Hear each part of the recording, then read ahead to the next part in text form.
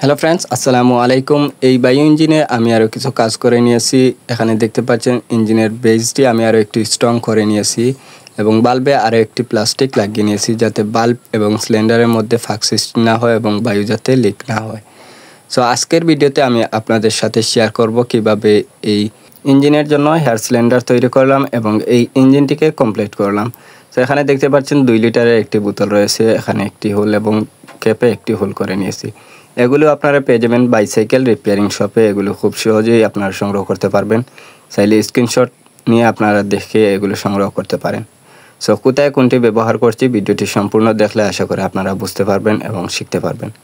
So আপনারা যারা এই ইঞ্জিনটি তৈরির ভিডিও দেখেননি আপনারা চাইলে পিন কমেন্টে এবং এন্ড স্ক্রিনে লিঙ্ক পেয়ে যাবেন, চাইলে সেখান থেকে দেখে নিতে পারবেন।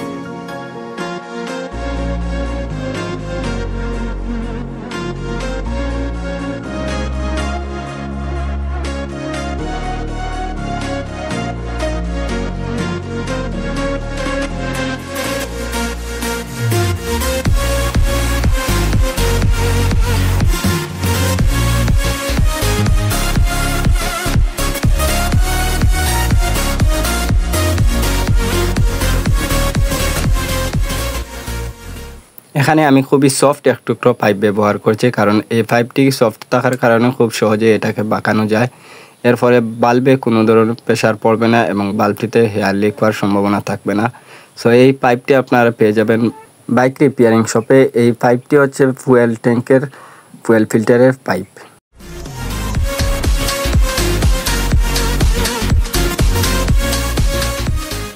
এখানে খুব ভালোভাবে ট্রেডে পেঁচিয়ে পাইপটিকে লাগিয়ে নেবেন, তা না হলে হেয়ার লিক করবে।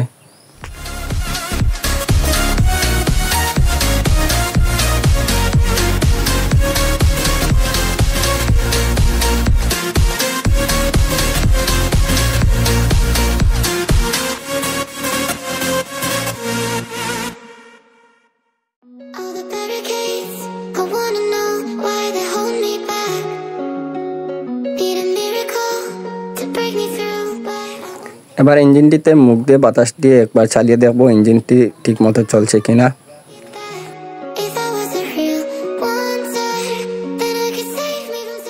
এখানে দেখতে পাচ্ছি যে সবকিছু ঠিক আছে। এবার সিলিন্ডার থেকে ইঞ্জিনে বাতাস প্রয়োজন মতো ছাড়া এবং বন্ধ করার জন্য একটি মেকানিজম তৈরি করতে হবে। সেজন্য আমি এখানে ব্যবহার করছি একটি 1/2 ইঞ্চি সাইজের একটি গেট বাল্ব, যেটাকে বাল্ব বলা হয়।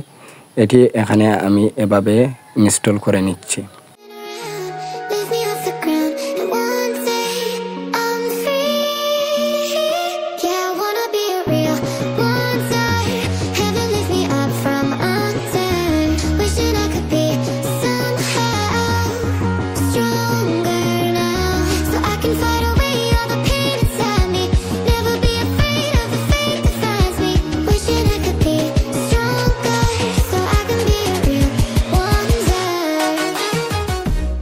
বাইসাইকেলের চাকায় যেভাবে বাতাস লোড করা হয় ঠিক সেভাবে এই সিলিন্ডারে বাতাস লোড করে নিব, দেন আপনাদের সাথে এই ইঞ্জিনটিকে চালিয়ে দেখাবো।